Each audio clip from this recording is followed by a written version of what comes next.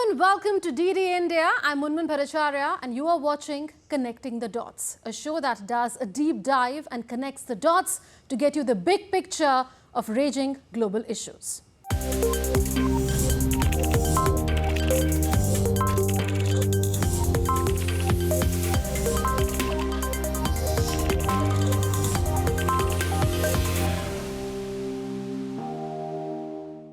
In this edition, we take a look at who in reality is walking the climate talk amid a barrage of promises, commitments, pledges and announcements at the COP28 in Dubai and the preceding 27 COPs.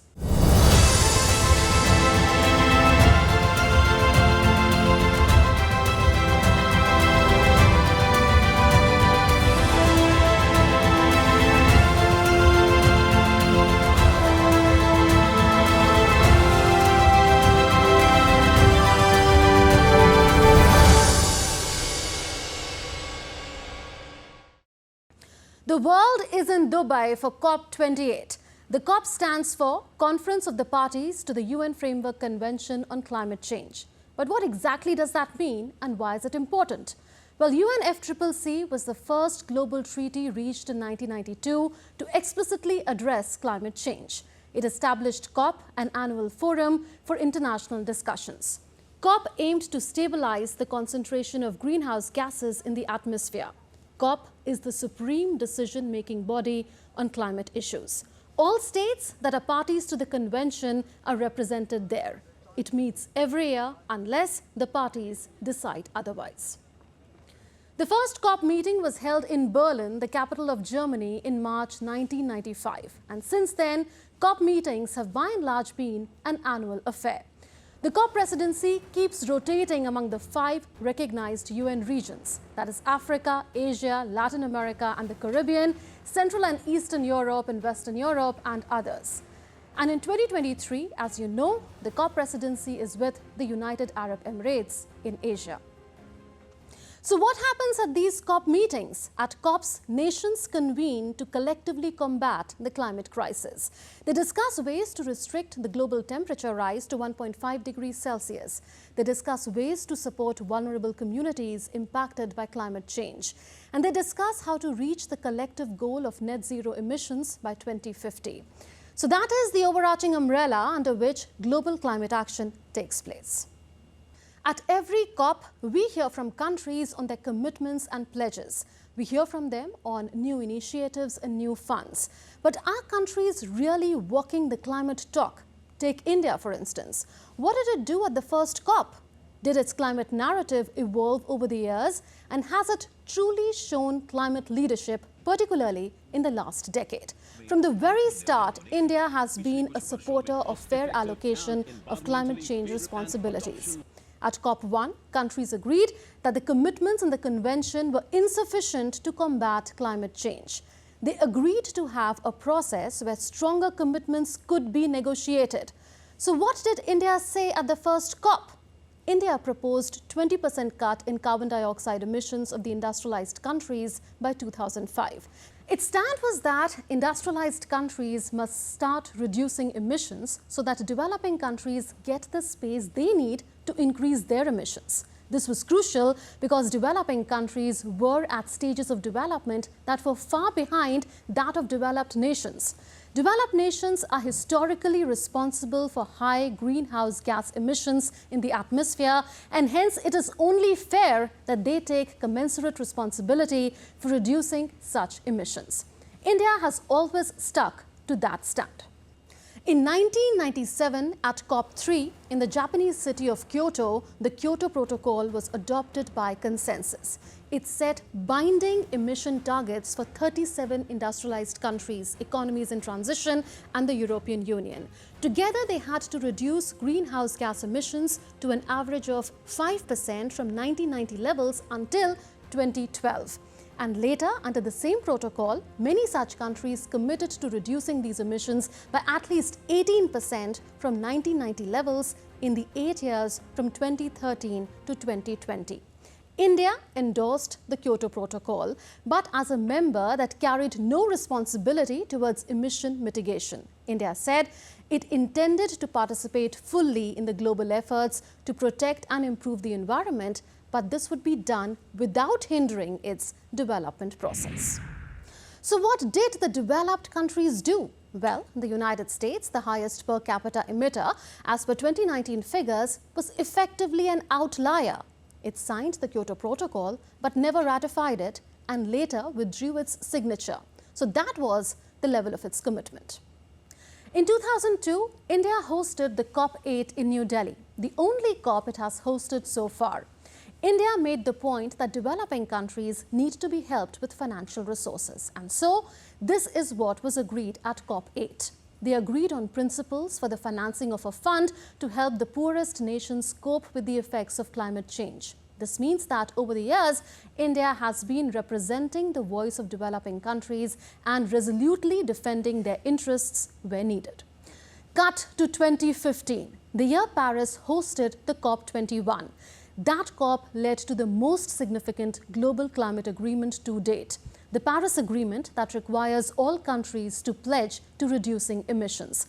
Governments have since set targets known as Nationally Determined Contributions or NDCs, with the goals of preventing the global average temperature from rising 2 degrees Celsius above pre-industrial levels and pursuing efforts to keep it below 1.5 degrees Celsius.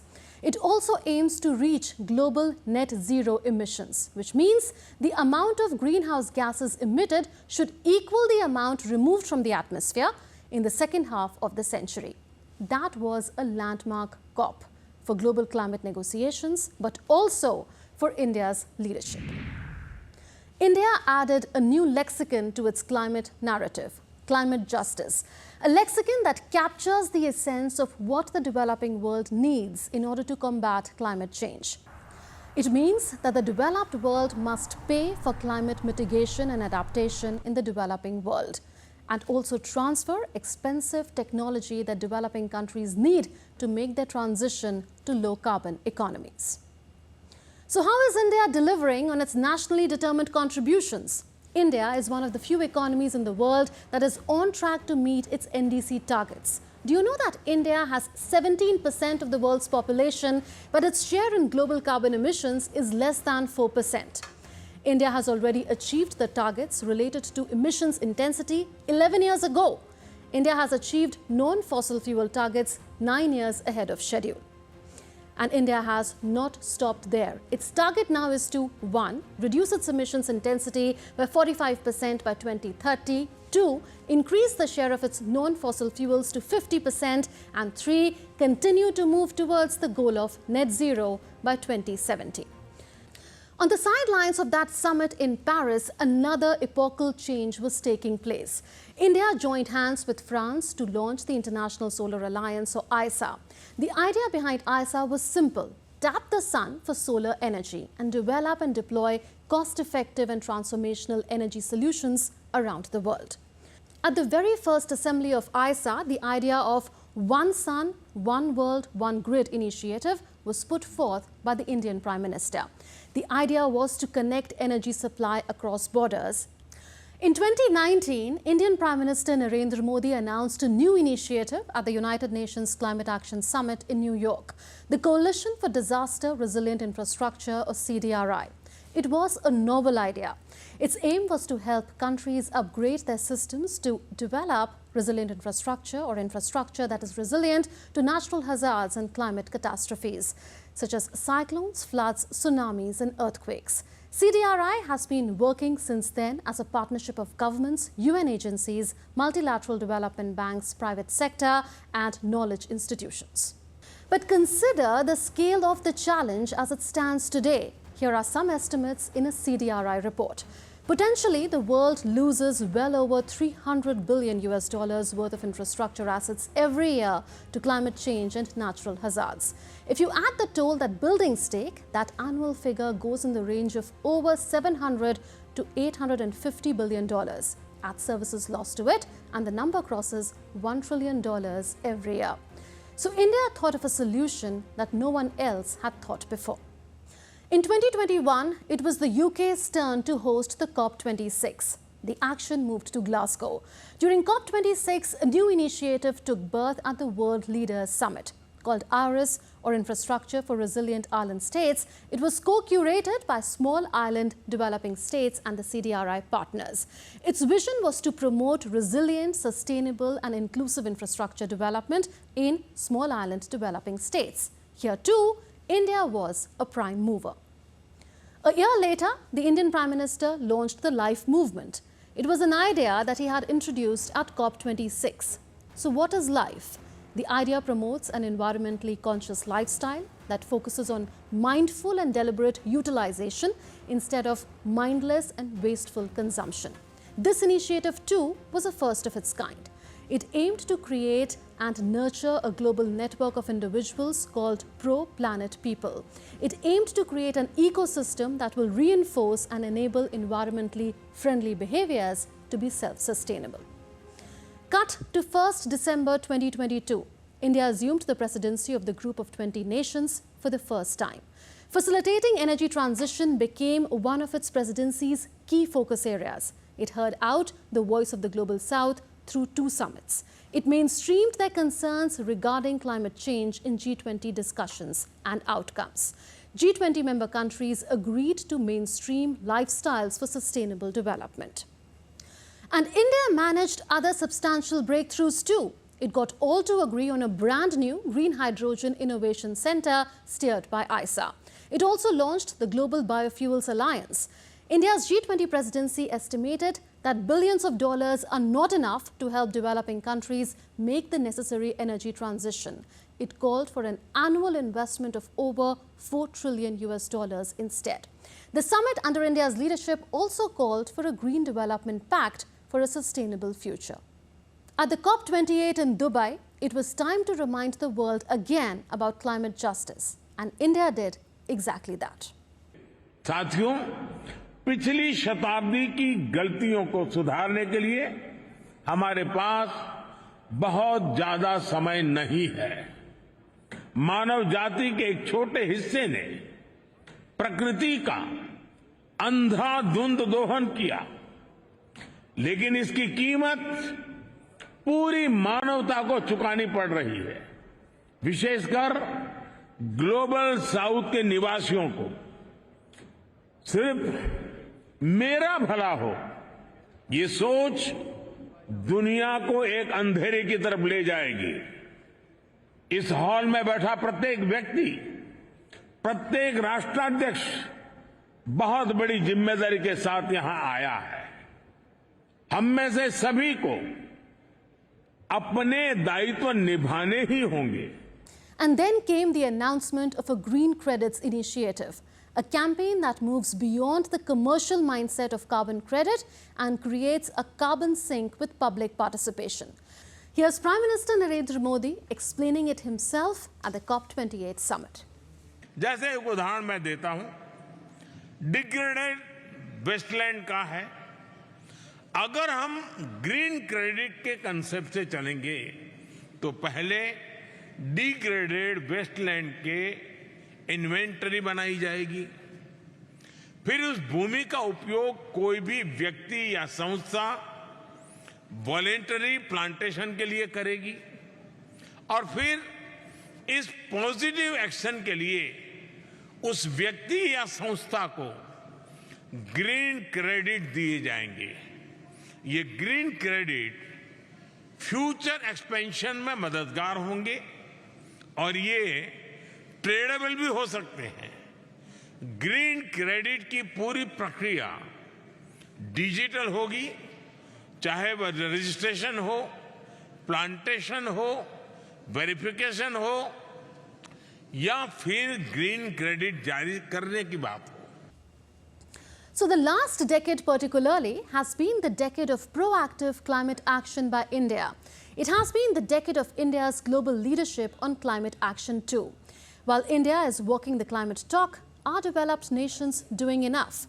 The latest data from the Global Carbon Atlas states that the top 5 countries that produced the most carbon dioxide since the Industrial Revolution are the United States, China, Russia, Germany and the United Kingdom.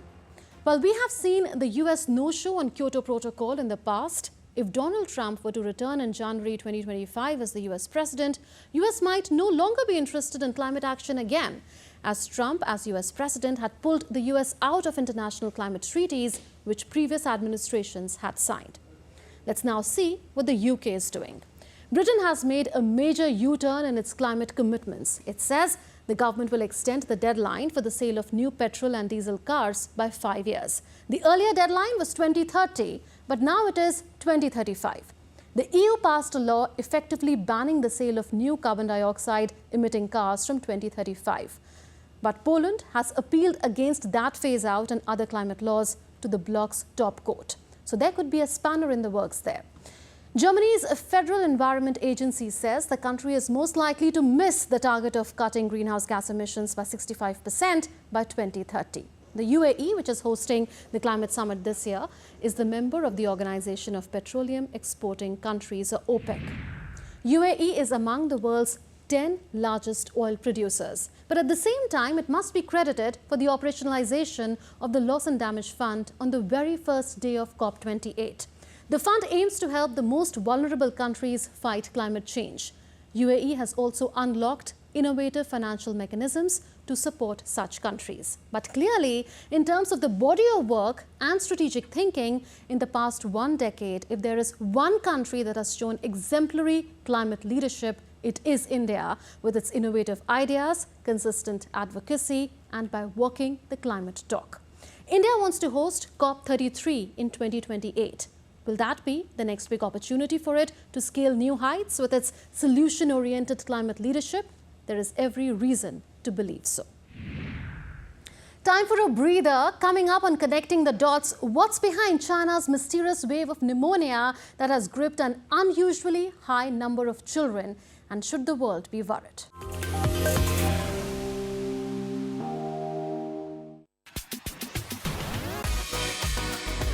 India that invents. India that innovates. India that excites. India that invites.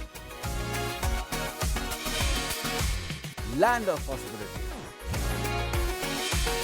Teeming with opportunities.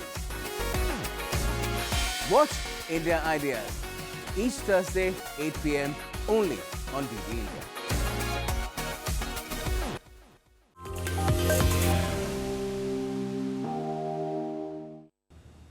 Memories of the COVID-19 pandemic have resurfaced as a mysterious respiratory illness among children emerged in China, the epicenter of the COVID-19 pandemic. Hospitals in many Chinese cities have been operating at maximum capacity for the last 2 months, taking in more than 9,000 patients a day. The alarming scenes from China have put health authorities worldwide on high alert.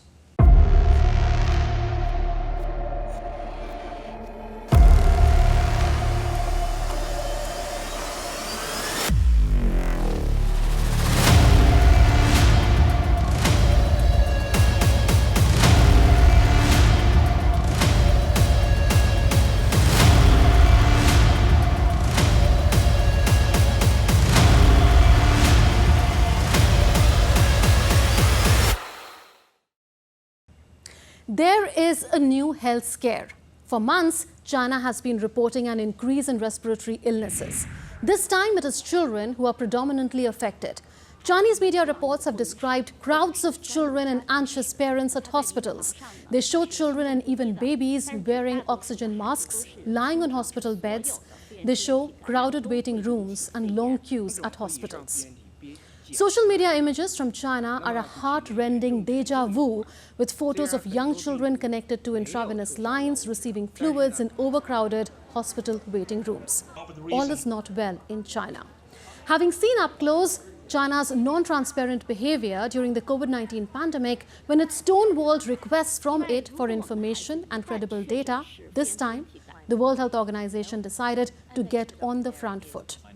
From mid-October 2023 itself, WHO began monitoring data from Chinese surveillance systems showing increases in respiratory illnesses in children in northern China. And then, when China gave it no information for over a month, on 22nd November, the WHO knocked on China's doors. Citing a report by the Program for Monitoring Emerging Diseases on clusters of undiagnosed pneumonia in children's hospitals, it asked China for information. It asked China for details on the surge of respiratory illnesses. It asked China for lab results. It asked China about the current burden on its healthcare systems. It said it was in touch with clinicians and scientists through its own networks in China. You may note here that much like the time when the COVID-19 outbreak happened, China even this time did not proactively share information with the WHO. So how big is the surge in China? Is it limited to China? And do we really need to worry? We surely need to be on our guard. Infections have proliferated across China's northeastern regions. Beijing and Liaoning, 800 kilometers apart, are the two major hubs. Schools in Beijing are reporting high levels of absenteeism, even dismissing entire classes for at least a week if some students report ill. This report by US-based medical news journal Medscape tells us more. In Beijing, worried parents seeking help for their children are having to wait at least a day, even for emergency care. The Chinese Center for Disease Control and Prevention reported more than 3,500 cases of respiratory infection admitted to Children's Hospital. In Liaoning province, almost 500 miles away from Beijing, there are more reports of sick children overwhelming hospitals. There surely is a surge, and no one is denying that, not even China. So what are Chinese authorities saying? They acknowledge that there is a nationwide increase in the incidence of respiratory diseases, mostly among children. But they blame it on, one, colder weather, and second, China lifting stringent COVID-19 restrictions. They told WHO that this is not the outbreak of a new disease. They attributed the surge in respiratory illnesses to the circulation of known pathogens such as influenza, Mycoplasma pneumoniae, respiratory syncytial virus or RSV, and SARS-CoV-2, the virus that causes COVID-19. So why is this happening in large numbers in China? Experts say children could be affected because of, one, low vaccination coverage, and number two, lack of immunity, as they were largely confined to their homes in the past few years due to COVID-19 restrictions. This eyewitness footage shows an overcrowded waiting area in the Beijing Children's Hospital. Listen to the cries of this mother of a child patient. My child's test results show positive in both Mycoplasma pneumonia and influenza A. I think her condition is quite complicated. Her dad had been lining up in the hospital for test results. After getting test results, he told me there are still 200 more patients before us. This report by news agency Reuters says, according to China's Joint Prevention and Control Mechanism of the State Council, the peak is yet to come. It says influenza is likely to reach a nationwide peak during the winter and spring seasons, and Mycoplasma pneumoniae infections will continue to be high in some areas in the near future. China is clearly struggling to contain the spike in cases. But is it conveying the scale of the problem as it stands, or is it playing it down just as it did during the COVID-19 pandemic? China's foreign minister wants us to believe that all is under control. Recently, you have seen some clusters of flu cases among children in certain parts of China. In fact, that is a very common phenomenon in many countries. And in China, that has been put under effective control. The WHO is cautious. There's limited detailed information available to fully characterize the overall risk of these reported cases. However, due to the arrival of the winter season, the increasing trend in respiratory illness is expected. Co-circulation of respiratory viruses may increase the burden on healthcare facilities. According to surveillance data reported to WHO's FluNet and published by the National Influenza Center in China, the level was above usual levels for this time of the year and increasing in the northern provinces. But what is causing worldwide concern is that cases of fever and lung infection among children are not just limited to China. Simultaneous spikes are being widely reported in a growing number of countries. US and some European countries are affected. Health authorities in the US state of Ohio have reported a spike in cases of pneumonia among children. Health authorities in the US are in touch with their counterparts in China. A clear link between what is happening in China and the United States is though not established. In Europe, Ireland, France, the Netherlands and Denmark have recorded a sharp rise in respiratory illnesses among children. Here too, a clear link is not established. But that may not be the last word on it. While many parts of the world grapple with new waves of respiratory illnesses, experts say it is unlikely that we are seeing the emergence of a novel or new pathogen. This infection, if it was any novel pathogen which was causing this infection, perhaps it would have been detected because of the preparedness that has been enhanced globally for these respiratory pathogens. But since none of them have reported any novel pathogen, perhaps the likelihood that this would be a new pathogen would be perhaps very low. But the world is on its guard, having learned its lessons from the COVID-19 pandemic. Nations across Asia have all increased surveillance.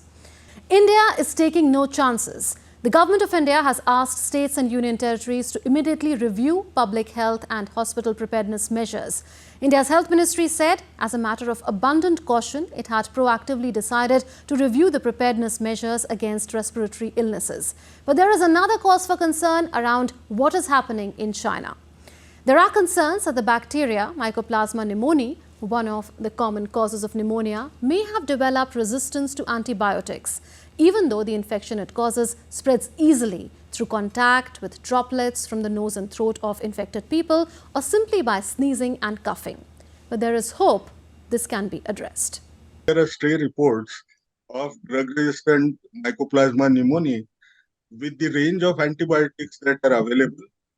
Is unlikely to cause any panic or any major public health problem. We need to trust on the health system. But do you know why is there considerable concern about the spikes in respiratory illnesses in China and beyond its borders?